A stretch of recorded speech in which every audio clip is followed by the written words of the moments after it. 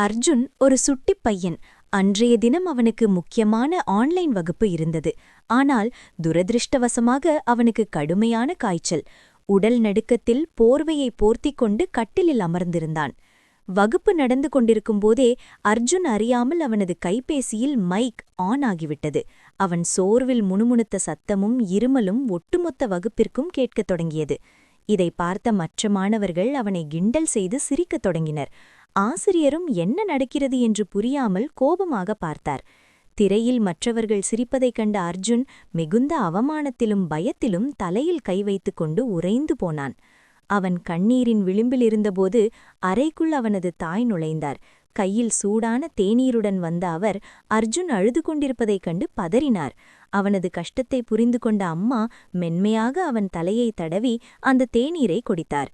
அம்மாவின் அந்த அன்பான வருடலும், "பரவாயில்லை அர்ஜுன், நான் இருக்கிறேன்" என்று சொல்லாமல் சொன்ன அந்த பார்வையும் அவனுக்கு பெரும் தைரியத்தை தந்தது.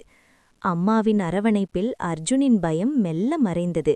அவன் கண்களை துடைத்துக்கொண்டு மற்றவர்களின் கிண்டல்களை பொருட்படுத்தாமல் மீண்டும் தன்னம்பிக்கையுடன் நிமிர்ந்து அமர்ந்தான்.